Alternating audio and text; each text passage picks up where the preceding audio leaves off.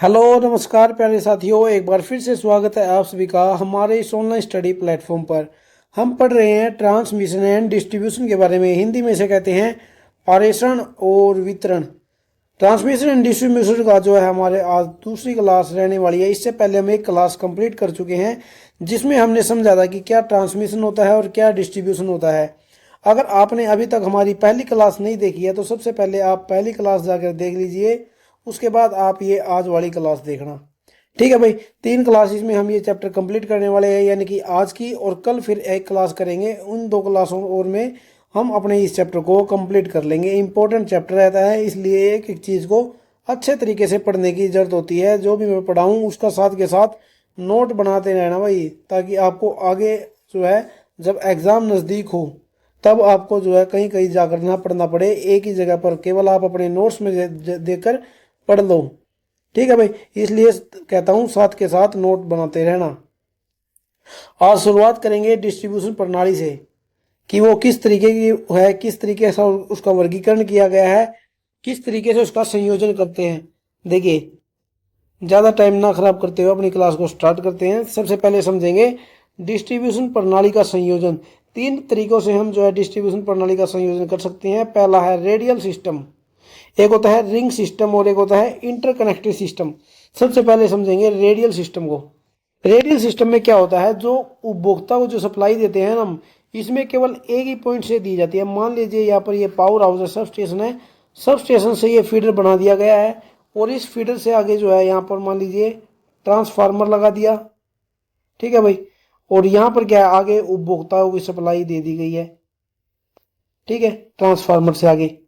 ठीक है, ये सिस्टम होता है रेडियल सिस्टम। इस सिस्टम में क्या है, उपभोक्ताओं को केवल एक ही बिंदु से सप्लाई दी जाती है। मान लीजिए अगर इसमें कोई फॉल्ट हो गया ना, यहाँ पर अगर कोई फॉल्ट हो गया तो उस कंडीशन में यहाँ पर उपभोक्ताओं की जो सप्लाई है बंद करनी पड़ेगी।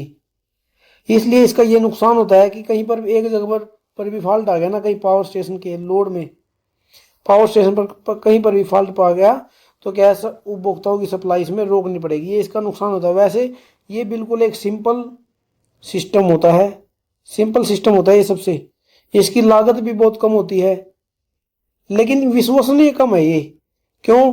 क्योंकि इसमें जो सबसे नज़दीक वाला जो उपभोक्ता उसको जो है वोल्टेज हाई मिलेगी, यानी कि उच्च वोल्टेज मिलेगी, और जो सबसे दूरी पर जो सा कस्टमर कंज्यूमर जो है सबसे दूरी पर होगा ना, उसको वोल्टेज कम मिलेगी, क्योंकि उसके वहां तक आते आते वोल्टेज ज़्यादा ड्रॉप हो जाती है।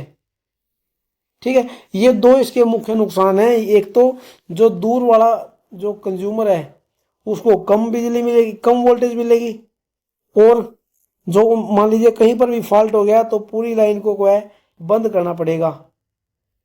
ये इसकी जो है सबसे ज़्यादा बड़ी समस्या होती है। वैसे ये कोई दिक्कत नहीं है, सिंपल है, ज़्यादा कोई लागत नहीं आती है। यह है रेडियल सिस्टम। अब समझते हैं रिंग सिस्टम को। रिंग सिस्टम में क्या होता है, मान लीजिए यहाँ पर एक सब स्टेशन है। इस सब स्टेशन से क्या है, जो वितरण होगा ना वो एक लूप में होगा। मान लीजिए इधर से जाते जाते ऐसे जाते हुए फिर से जो है तार घूमकर पावर हाउस में आ जाती है, यानी कि एक लूप बन जाता है। और आगे अब जो है कंज्यूमर जुड़ जाते हैं, यहाँ पर कंज्यूमर जुड़ गए, यहाँ पर कंज्यूमर जुड़ गए, ऐसे कंज्यूमर जुड़ जाते हैं इस रिंग सिस्टम से। इसका फायदा क्या होता है, मान लीजिए इस जगह पर कोई फॉल्ट हो गया तो सप्लाई क्या है इधर से चली जाएगी, इधर से जाते जाते वो इधर से घूम कर आ जाएगी भाई, अगर इस लाइन में फॉल्ट हो गया तो। ये होता है लूप सिस्टम, इसे हम रिंग सिस्टम कहते हैं। ठीक है, इसमें क्या है, 2 तरीकों से हम सप्लाई दे सकते हैं कंज्यूमर से, 2 लाइनों के थ्रू। अगर इसका फायदा ये होता है, अगर एक जगह फॉल्ट हो गया तो दूसरी जगह से सप्लाई चलती रहेगी। ये बहुत ही अच्छी प्रणाली मानी जाती है, विश्वसनीय प्रणाली होती है। वोल्टेज का कम ज्यादा उतार चढ़ाव नहीं होता इसके अंदर। एक जगह फॉल्ट आ गया तो क्या है, दूसरी जगह से सप्लाई चलती रहेगी। ये इसका फायदा होता है। इसके बाद समझते हैं हम इंटरकनेक्टेड सिस्टम को। इंटरकनेक्टेड सिस्टम क्या होता है, मान लीजिए ये जो इंटरकनेक्टेड सिस्टम है ना भाई, इसको ना हम ग्रिड सिस्टम भी कहते हैं। क्या कहते हैं? Grid system. ये कहां पर इस्तेमाल किया जाता है, इंटरकनेक्टेड सिस्टम या फिर ग्रिड सिस्टम जो है, बड़ी बड़ी जो लाइनें होती है, बड़े बड़े जो पावर हाउस होते हैं, उनको आपस में जोड़ने के लिए हम इंटरकनेक्टेड सिस्टम का इस्तेमाल करते हैं। मान लीजिए एक पावर हाउस ये है, दूसरा पावर हाउस ये है, तीसरा पावर हाउस यहाँ पर है और चौथा पावर हाउस यहाँ पर है। तब क्या होगा, इन चारों के बीच में क्या है, एक दूसरे से जो है संचार करने के लिए सिस्टम बनाया जाता है। क्या है, मान लीजिए इस पावर हाउस में हमें सप्लाई देनी है, इस पावर हाउस के पास जो है थर्मल से सप्लाई आई हुई है और इस पावर प्लांट से हमें इस पावर हाउस से इस पावर हाउस को हमें सप्लाई देनी है। तो हम यहाँ से इस तरीके से इस ट्रांसमिशन प्रणाली से हम यहाँ पर सप्लाई दे सकते हैं। लेकिन मान लीजिए इसके अंदर हमें करना है काम, कोई भी मेंटेनेंस कार्य हम करेंगे इस पावर हाउस के अंदर, ठीक है, तो हम क्या इस पावर हाउस को भी बंद कर देंगे इसके चक्करों में? नहीं, इस पावर हाउस को इस पावर हाउस से हम सप्लाई दे सकते हैं जब अगर इसमें मेंटेनेंस का कार्य कर रहे हैं। और अगर मान लेते हैं उसी टाइम पर इस पावर हाउस के अंदर भी मेंटेनेंस का कार्य कर रहे हैं, तब हम क्या है इस पावर हाउस से उस पावर हाउस को सप्लाई दे सकते हैं। क्या ये मेंटेनेंस कार्यों के दौरान ही यूज होगा? नहीं, मान लीजिए अगर इस पावर हाउस पर लोड ज़्यादा बढ़ गया है, ये पावर हाउस ज़्यादा ओवरलोड हो गया है, तो हम इस पावर हाउस से इसको सप्लाई दे देंगे। अगर ये भी ओवरलोड हो गया है तो इस पावर हाउस से हम इसकी सप्लाई दे देंगे, या फिर इसको इससे देनी है, इसको इससे देनी है। हम कोई से भी पावर हाउस से कहीं पर भी सप्लाई दे सकते हैं। ये होता है ग्रिड सिस्टम या फिर इंटरकनेक्टेड सिस्टम। देखिए एक एग्जांपल और देता हूं आपको इसका। देखिए मान लीजिए यहाँ पर ये थर्मल पावर प्लांट बना हुआ है। क्या बना हुआ है? थर्मल पावर प्लांट बना हुआ है। अब इससे आगे क्या है, यहाँ पर एक पावर हाउस यहाँ पर है, एक पावर हाउस यहाँ पर है, एक पावर हाउस यहाँ पर है और एक पावर हाउस यहाँ पर है। ठीक है भाई, अब ये थर्मल पावर प्लांट से हमने सर्किट खींच दिया यहाँ क्या, ठीक है, इस पावर हाउस से, और एक सर्किट खींच दिया हमने यहाँ से, और इनको भी आपस में मिला दिया, इनको भी आपस में मिला दिया, इनको भी आपस में मिला दिया और इनको भी मिला दिया। ये क्या बन गया यहाँ पर? ये ग्रिड सिस्टम बन गया। ग्रिड सिस्टम कैसे बन गया? देखिए मान लीजिए इस लाइन में फॉल्ट हो गया तो क्या ये पावर हाउस बंद हो जाएगा। अगर हम ये सर्किट ना बनाए तो ये पावर हाउस बंद हो जाएगा। लेकिन हमने क्या ग्रिड सिस्टम बनाया, पावर हाउस से इस थर्मल पावर प्लांट से सप्लाई कहाँ जाएगी? यहाँ पर जाएगी, और यहाँ से क्या है, यहाँ पर चली जाएगी। और फिर आगे के दो पावर हाउस हम यहाँ से भी सप्लाई दे सकते हैं, यहाँ से भी सप्लाई दे सकते हैं, या फिर यहाँ से सप्लाई देने के बाद इस पावर हाउस से इसको भी दे सकते हैं। ये होता है ग्रिड सिस्टम। और यहाँ पर कब यहाँ इसका इस्तेमाल किया जाता है ग्रिड सिस्टम का? बड़े बड़े जो पावर हाउस हैं उनको आपस में जोड़ने के लिए, ताकि जो है उपभोक्ताओं के पास सप्लाई सुचारू रूप से बनी रहे, उनको कोई प्रॉब्लम ना आए। ठीक है भाई, उम्मीद है आप सभी को इंटरकनेक्टेड सिस्टम अच्छे तरीके से समझ आ गया होगा। अब आगे समझते हैं पारेषण प्रणाली को। इसको कहते हैं ट्रांसमिशन सिस्टम। देखिए ट्रांसमिशन सिस्टम जो है हम दो तरीकों से कर सकते हैं। अंडरग्राउंड की मदद से कर सकते हैं, यानी कि जो केबल होती हैं उनको धरती में के अंदर बिछाकर सप्लाई एक जगह से दूसरी जगह पहुंचा सकते हैं। एक होती है सिरोपरी, यानी कि ओवरहेड ट्रांसमिशन सिस्टम, जिसका इस्तेमाल भारत में सबसे ज़्यादा किया जाता है। किसका इस्तेमाल किया जाता है? ओवरहेड ट्रांसमिशन सिस्टम का इस्तेमाल किया जाता है। अंडरग्राउंड का बहुत कम इस्तेमाल किया जाता है, क्योंकि जो इसके अंदर वोल्टेज होती है वो वोल्टेज डिपेंड, जो इसके ऊपर इंसुलेशन किया जाता है ना, केबल के ऊपर इंसुलेशन जो किया जाता है वो डिपेंड करता है वोल्टेज की लेवल पर। किस पर? वोल्टेज की लेवल पर डिपेंड करता है। इसलिए जो ज़्यादा हाई वोल्टेज पर हम अंडरग्राउंड सिस्टम का इस्तेमाल नहीं कर सकते। देखिए सबसे पहले हम अंडरग्राउंड सिस्टम को विस्तार से पढ़ते हैं। अंडरग्राउंड सिस्टम का सबसे पहले लाभ देख लेते हैं। लाभ इसके अंदर क्या होते हैं? जो आकाशीय दोष होते हैं, जो आकाश में होने वाले जो फॉल्ट होते हैं ना भाई, उनका इस पर कोई प्रभाव नहीं पड़ता। अंडरग्राउंड वाली पर दुर्घटना होने की कम संभावनाएं रहती हैं। किसके? दुर्घटना होने की कम संभावना रहती है। ओवरहेड में क्या होती है? तार टूटकर जमीन में पड़ जाती है, अगर उसको कोई छू ले, क्या है, करंट लग सकता है उससे, वहां पर दुर्घटना हो सकती है। लेकिन अंडरग्राउंड में क्या है? केवल धरती के नीचे बिछी हुई है केबल, ठीक है, अगर फॉल्ट भी हुआ तो केवल नीचे की नीचे ही रह जाती है, उसको कोई छू नहीं पाता। इस वजह से यहाँ पर दुर्घटना होने के भी चांस कम रहते हैं। वोल्टेज ड्रॉप भी इसके अंदर कम होता है।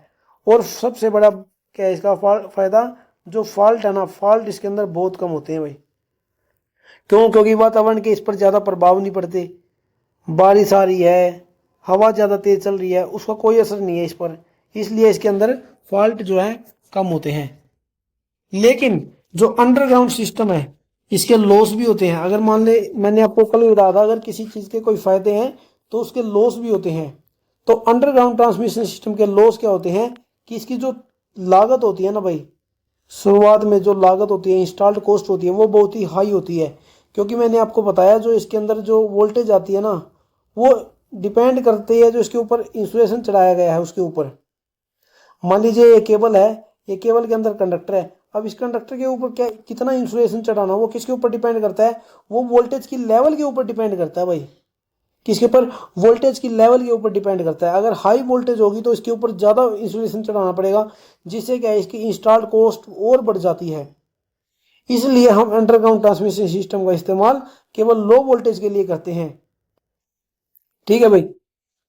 और अगर इसके अंदर कोई फॉल्ट आ जाए ना, वैसे तो फॉल्ट इसके अंदर आता नहीं, लेकिन कोई कंडीशन हो जाए, अगर इसके अंदर फॉल्ट आ जाए तो उस फॉल्ट को ढूंढना और उसे ठीक करना बहुत ही मुश्किल काम होता है। जो अच्छे टेक्नीशियन होते हैं वही इसके फॉल्ट को दूर कर सकते हैं।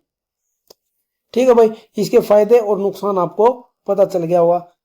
अब समझते हैं ओवरहेड ट्रांसमिशन सिस्टम को, यानी कि सिरों परिपारेषण प्रणाली।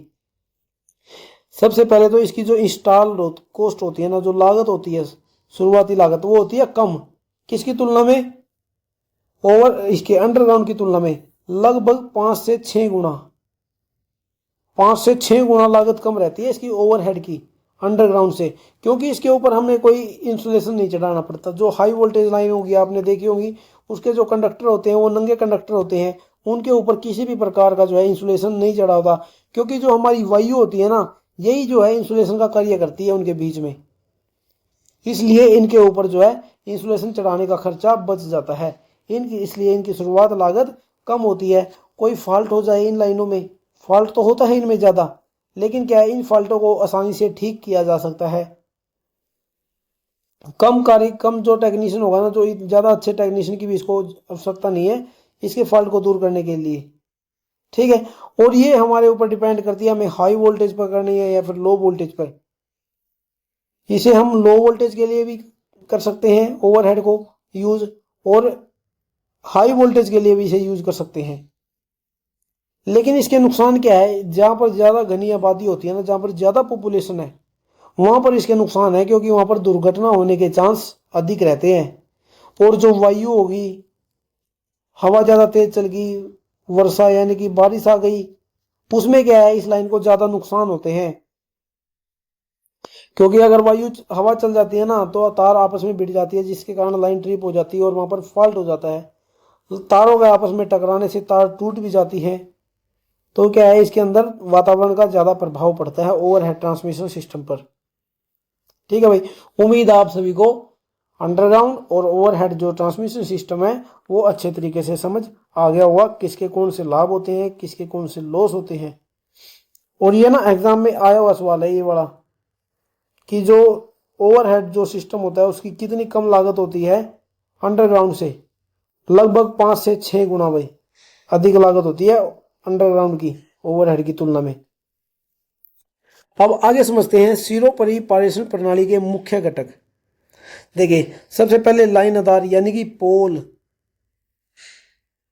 लाइन आधार पोल, पोलों पर क्या है, लाइनों को खींचा जाता है पोल की हेल्प से ही। तो अगर पोल नहीं यूज करेंगे तो क्या है, कंडक्टर नीचे धरती में पड़े रहेंगे। इसलिए जमीन से उपयुक्त दूरी, उपयुक्त तल प्रदान करने के लिए, जमीन से तारों को उपयुक्त तल प्रदान करने के लिए हम पोलों का इस्तेमाल करते हैं। क्रॉस आर्म क्या होती है, पोल के ऊपर क्या है, पोल के ऊपर लगा दिए जाते हैं क्रॉस आर्म। क्यों? ताकि जो कंडक्टर है वो पोल से दूर बने रहे और उनके कंडक्टरों के बीच में भी दूरी बनी रहे, इसलिए हम क्रॉस आर्म का इस्तेमाल करते हैं। चालक का आप सभी को पता है, विद्युत को एक जगह से दूसरी जगह पहुंचाने के लिए हम चालकों का इस्तेमाल करते हैं। विद्युत रोधक क्या है, विद्युत रोधक जो है इसके क्रॉस आर्म के ऊपर लगाए जाते हैं। किसके ऊपर? क्रॉस आर्म के ऊपर लगाए जाते हैं, ताकि जो कंडक्टर है वो क्रॉस आर्म और पोल से दूर रहे, क्रॉस आर्म और पोल से दूर रहे। उनको, कंडक्टर को जो है पोल और क्रॉस आर्म से स्पर्श नहीं करने देते हैं ये विद्युत रोधक। अगर स्पर्श कर जाएगा चालक, अगर पोल से या फिर क्रॉस आर्म से, तो क्या है, करंट इन्हीं के अंदर बहना शुरू हो जाएगा। इसलिए हम इंसुलेटरों का इस्तेमाल करते हैं। स्टे रोड या स्टे वायर किस लिए इस्तेमाल किया जाता है? इस पोल को सपोर्ट देने के लिए, पोल को सपोर्ट देने के लिए स्टे रोड या फिर स्टे वायर का इस्तेमाल हम करते हैं। गार्डिंग का इस्तेमाल क्यों करते हैं? ताकि जो कंडक्टर है वो टूट कर जमीन पर ना पड़े, इसलिए हम जो है गार्डिंग इसके नीचे, लाइनों के नीचे क्या है, गार्डिंग कर देते हैं, ताकि अगर कंडक्टर टूट भी जाए तो इस गार्डिंग के ऊपर ही पड़ जाए और लाइन को ट्रिप कर दे, क्योंकि जो गार्डिंग है वो पूरी तरीके से अर्थिंग की जाती है। ठीक है भाई, इतना आपको समझ आ गया होगा। आगे इन सभी पॉइंटों को जो है अच्छे तरीके से पढ़ते हैं। सबसे पहले शुरुआत करते हैं लाइन आधार यानी कि लाइन सपोर्ट से, या फिर पोल हम कह सकते हैं। क्या कह सकते हैं? पोल हम कह सकते हैं। देखो भाई, पोल किस लिए मैंने आपको बताया, जमीन से कंडक्टर की दूरी बनाए रखने के लिए हम पोलों का इस्तेमाल करते हैं, पोल का इस्तेमाल करते हैं। पोल के अंदर क्या क्या गुण होने चाहिए? हल्के होने चाहिए भाई, ये सस्ते होने चाहिए, हल्के होने चाहिए, सस्ते होने चाहिए, आयु इनकी लंबी होनी चाहिए, सुदृढ़ होने चाहिए, सुदृढ़, सीधे होने चाहिए, क्रोजन की इनके अंदर फॉल्ट नहीं होना चाहिए, यानी कि क्रोजन जैसे प्रभाव नहीं होने चाहिए इनके अंदर। ठीक है, मजबूत होने चाहिए। ये सभी जो गुण है एक लाइन सपोर्ट यानी कि पोल के अंदर होने चाहिए। और जो लाइन आधार है ना, वो भी 4 प्रकार के होते हैं। देखिए कौन कौन से।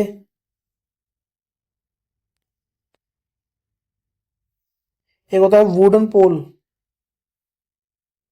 Wooden pole.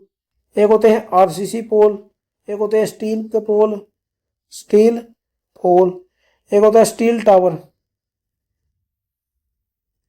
ये 4 तरीके के जो है पोल होते हैं। इनको सबसे अच्छे तरीके से पढ़ते हैं। देखिए पहले समझेंगे वुडन को। Wooden pole, wooden pole, wooden pole कहां पर इस्तेमाल किया जाता है? अस्थायी कार्यों के लिए।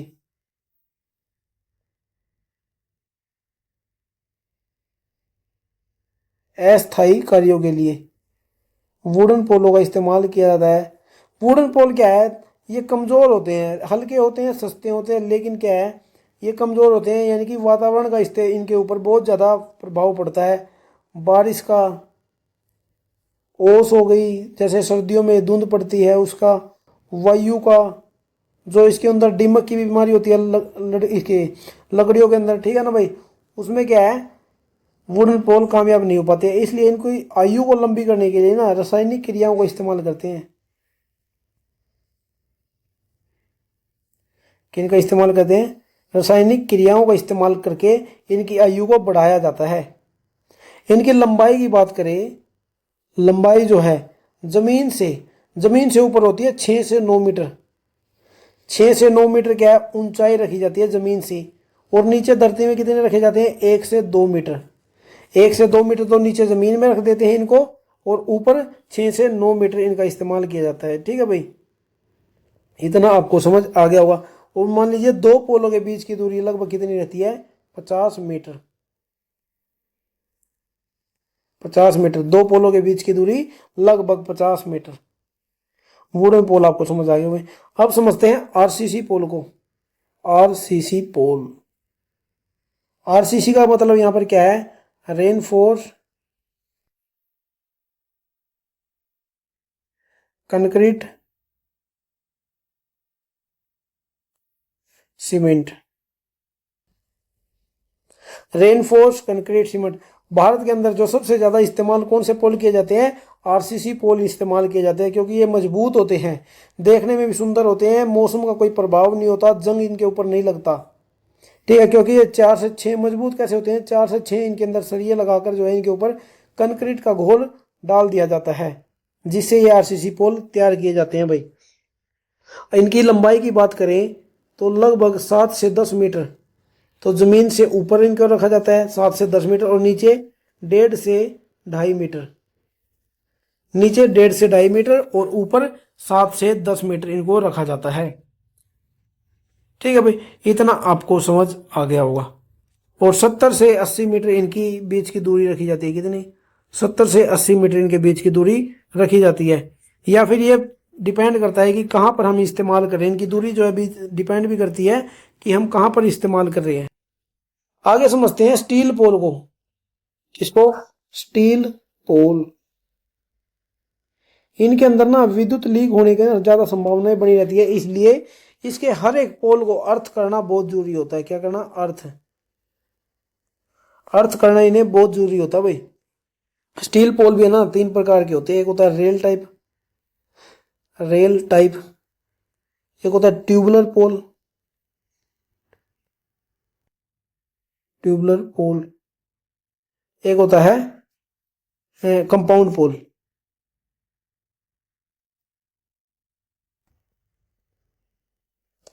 कंपाउंड पोल, ठीक है भाई। तीन तरीके के पोल होते हैं। जो स्टील पोल है ना, सबसे ज्यादा रेलवे के अंदर इस्तेमाल किए जाते हैं। कहाँ पर? रेलवे की जो लाइनें होती है ना, वहां पर जो है सबसे ज्यादा स्टील पोल का इस्तेमाल किया जाता है। और जो ट्यूबुलर पोल है ना, ये सबसे ज्यादा स्ट्रीट लाइट के लिए इस्तेमाल किए जाते हैं। किसके लिए? स्ट्रीट लाइट के लिए इस्तेमाल किया जाए। कंपाउंड पोल जो है दो या दो से अधिक पोलों को मिलाकर बनाए जाते हैं।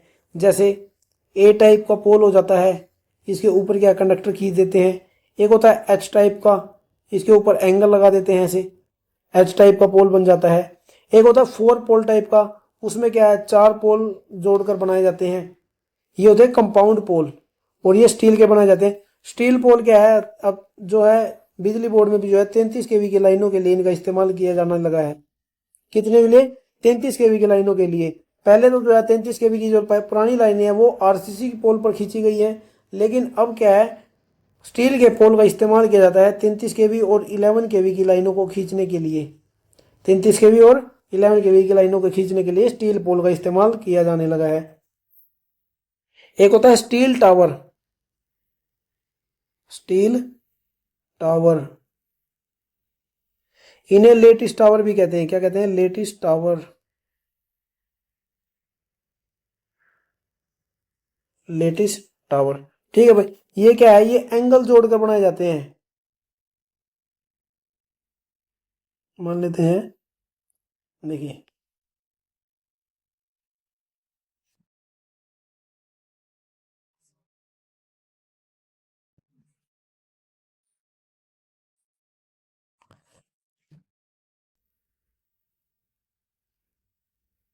ऐसे एंगल जोड़ करके इन्हें सपोर्ट दी जाती है।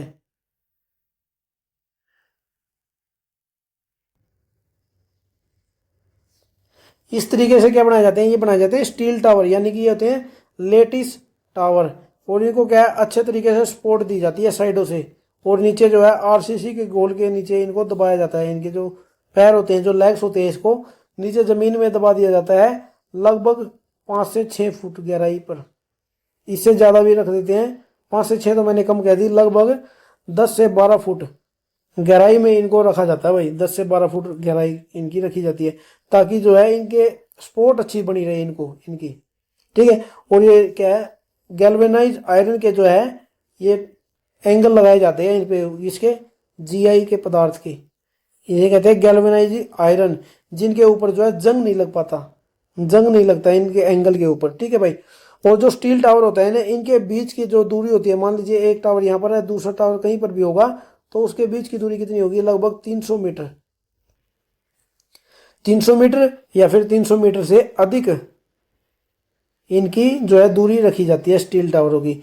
और बड़ी बड़ी जो लाइनें होती है 132 केवी या फिर उससे ऊपर की जो लाइनें होती है, 132 के लिए भी हम स्टील टावर का इस्तेमाल करते हैं। और इससे ऊपर जितनी भी लाइनें होती है उनमें हम स्टील टावर का ही इस्तेमाल करते हैं लाइनों को खींचने के लिए, ठीक है भाई। आगे समझते हैं क्रॉस आर्म क्या होती है। देखिए, पोल के ऊपरले भाग पर जो लगाया जाता है, पोल का जो ऊपर वाला भाग है, यहाँ पर क्या क्रॉस आर्म लगाई जाती है, ताकि जो कंडक्टर है वो पोल से दूरी बनाए रखे और जो कंडक्टर हैं आपस में ना मिले, उनकी भी दूरी बनी रहे। इसलिए हम क्रॉस आर्म का इस्तेमाल किया जाता है। क्रॉस आर्म भी कई प्रकार की होती हैं, जैसे एक इस तरीके की होती है, इस तरीके की होती है, एक यू टाइप में भी होती है, एक वी टाइप में भी होती है भाई, ऐसे वी टाइप की भी होती है, एक गोल प्रकार की भी होती है, और एक ये मैंने यहाँ पर आपको बनाकर दिखाई है। ये जो है क्रॉस आर्म होती है, किस लिए इनका इस्तेमाल किया जाता है? ताकि जो कंडक्टर है वो पोल से स्पर्श ना कर पाए, पोल से दूरी बनाए रखने के लिए इनका इस्तेमाल किया जाता है। और इनको कसने के लिए किसका इस्तेमाल किया जाता है? आई टाइप के क्लैंप का, आई टाइप क्लैंप का इनका इस्तेमाल किया जाता है इनको जोड़ने के लिए। उम्मीद है आप सभी को क्रॉस आर्म समझ आ गया होगा। अब आगे समझते हैं हम, एक मिनट, चालक को, एक मिनट, हम समझते हैं चालक यानी कि कंडक्टर के बारे में।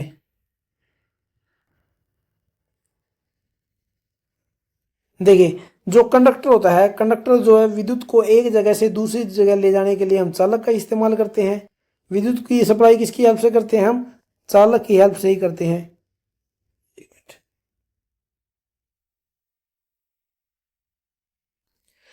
अब जो चालक है, इसके चालक के अंदर कौन कौन से गुण होने चाहिए? इसकी जो चालकता है ना भाई, वो बहुत उच्च रहनी चाहिए। चालकता उच्च, अगर चालकता उच्च है तो जो इसका विशिष्ट प्रतिरोध है वो कम होना चाहिए। विशिष्ट प्रतिरोध निम्न होना चाहिए। चालकता उच्च होनी चाहिए, विशिष्ट प्रतिरोध निम्न होना चाहिए। तनन सामर्थ्य उच्च रहनी चाहिए इसकी, तनन सामर्थ्य।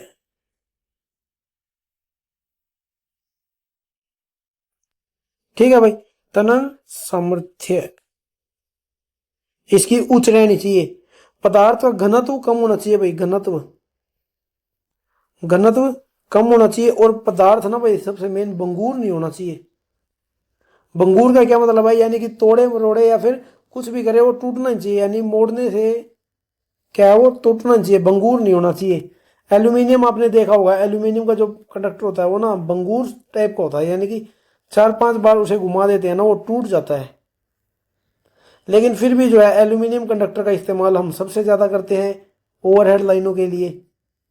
बताऊंगा आगे किस तरीके से करते हैं। देखिए, चालक देख लिया आपने, चालकता उच्च होनी चाहिए, विशिष्ट प्रतिरोध कम होना चाहिए, तनन सामर्थ्य उच्च होनी चाहिए, घनत्व कम होना चाहिए और पदार्थ भंगुर नहीं होना चाहिए। ठीक है भाई। अब चालक है ना दो प्रकार के होते हैं, एक होता है स्ट्रैंडेड कंडक्टर, स्ट्रैंडेड, एक होता है हैलो कंडक्टर। स्टैंडर्ड कंडक्टर का मतलब ये है कि बीच में, यानी कि स्टैंडर्ड कई तारों के टुकड़े लेकर, कई पतली पतली तारें लेकर एक उनको आपस में मिलाकर इस तरीके से जोड़कर एक कंडक्टर बना दिया जाता है, जिसे हम कहते हैं स्टैंडर्ड कंडक्टर, यानी कि लड़ीदार कंडक्टर। ठीक है, यानी कि काफी कंडक्टर लेकर पतले पतले उनको आपस में मिला देते हैं, जिससे एक स्टैंडर्ड कंडक्टर तैयार होता है। हेलो कंडक्टर क्या होता है? एक ठोस, यानी कि खोखला। हेलो कंडक्टर कैसा? खोखला। खोखले कंडक्टर कौन से होते हैं? हेलो कंडक्टर होते हैं खोखले। दो प्रकार के बताए मैंने, एक स्टैंडर्ड और एक हेलो कंडक्टर, दो प्रकार के कंडक्टर होते हैं। अब बात करें अगर ओवरहेड लाइनों की, ओवरहेड लाइनों में सबसे ज्यादा कौन सा कंडक्टर इस्तेमाल किया जाता है? ACSR कंडक्टर इस्तेमाल किया जाता है। ACSR का मतलब क्या है? Aluminium, aluminium conductor, aluminium conductor, steel reinforced. Centre के एग्जाम में बहुत बार सवाल पूछा गया है कि जो ACSR की फुल फॉर्म क्या होती है और ओवरहेड लाइनों के अंदर कौन सा कंडक्टर इस्तेमाल किया जाता है? ACSR कंडक्टर इस्तेमाल किया जाता है, जिसका मतलब होता है एल्यूमिनियम कंडक्टर स्टील रेनफोर्स्ड। देखिए क्या होता है ACSR, एक बीच में एक जो तार होती है ना, ये स्टील की ले लेते हैं हम, इसकी स्टील की तार लेते हैं और स्टील की तार के ऊपर जो है हम एल्यूमिनियम के कंडक्टर को स्टैंडर्ड करके लगाते हैं। एल्यूमिनियम के कंडक्टरों को स्टैंडर्ड करके लगाते हैं। स्टील का इस्तेमाल क्यों करते हैं? ताकि उस कंडक्टर की तनन सामर्थ्य को बढ़ाया जा सके। एल्यूमिनियम का आप सभी को पता है ज्यादा तनन सामर्थ्य उसके अंदर नहीं होती है। अगर ज्यादा हम उसे मरोड़ते हैं तो वो टूट जाता, ज्यादा उसे हम खींचते हैं तो उसकी शक्ति कम हो जाती है। इसलिए जो हम बीच में स्टील का प्रयोग करते हैं। जो मुख्य कोर तो इसकी स्टील की ही बनी होती है, लेकिन उसके ऊपर क्या है, एल्यूमिनियम के कंडक्टर लगा देते हैं।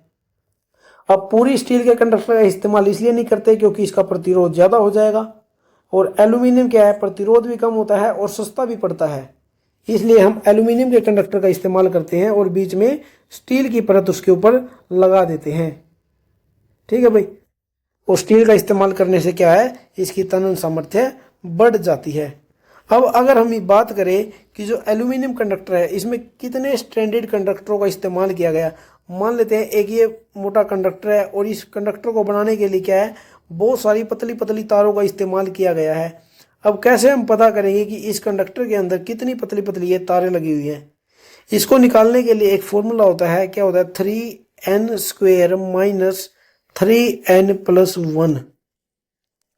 इस फॉर्मूले को आप याद कर लीजिए। क्या फॉर्मूला है? 3n² माइनस 3n+1, यानी कि n यहाँ पर जो है परत की संख्या को दर्शा रहा है कि कितनी परत है इस कंडक्टर के अंदर। इस कंडक्टर के अंदर कितनी परत है? मान लेते हैं इस कंडक्टर के अंदर परत है 4, यानी कि n का मान कितना है? 4 है।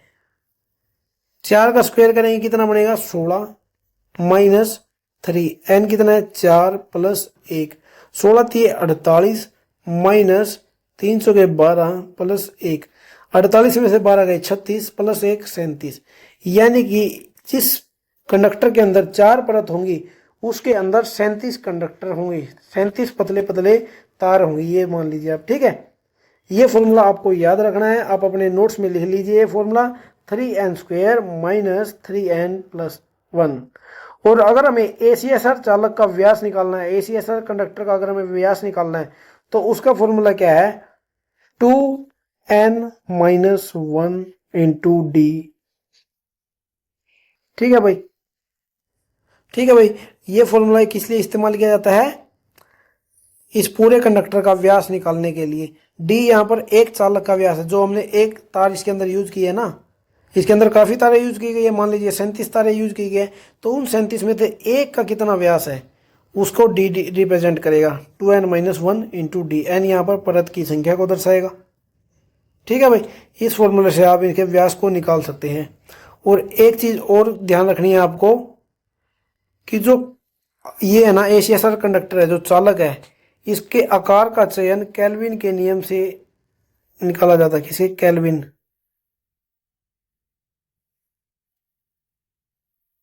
केल्विन का नियम।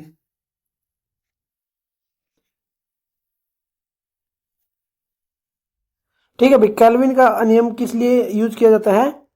चालक के आकार का, चालक का आकार, चालक के आकार के लिए, चालक के आकार के लिए किसका इस्तेमाल किया जाता है? केल्विन के नियम का प्रयोग किया जाता है। चालक का आकार का चयन करने के लिए केल्विन के नियम का इस्तेमाल हम करते हैं।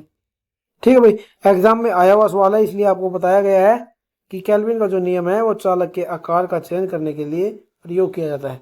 ठीक है भाई दोस्तों, आज की क्लास में हमने क्या क्या समझा है? चालक के बारे में हमने समझा है, क्रॉस आर्म के बारे में हमने समझा है भाई। ठीक है, लाइन आधार यानी कि पोल के बारे में हमने समझा है, यानी कि इन तीनों के बारे में हम समझ चुके हैं। और विद्युत रोधक, स्टे वायर या फिर स्टे रोड और गार्डिंग के बारे में हम कल की क्लास में समझ लेंगे, और कल की क्लास में हम जो है इस चैप्टर को कंप्लीट कर देंगे भाई। ठीक है, आज की क्लास में करते हैं इतना ही। ट्रांसमिशन एंड डिस्ट्रीब्यूशन जो भी मैंने आपको इस क्लास में कराया है, हर एक पॉइंट के आप नोट बनाते रहना, नोट्स में लिख लेना जो भी मैंने आज आपको पढ़ाया है, ताकि आपको एग्ज़ाम जब नज़दीक आए तब आपको वो नोट्स काम आ सके। आपको इधर उधर पढ़ने की जरूरत ना पड़े, आप केवल अपने नोट्स से ही पढ़ ले। इसलिए जो है आप साथ के साथ नोट्स बनाते रहना। दोस्तों, आज की क्लास में करते हैं बस इतना ही, मिलते हैं नेक्स्ट क्लास में।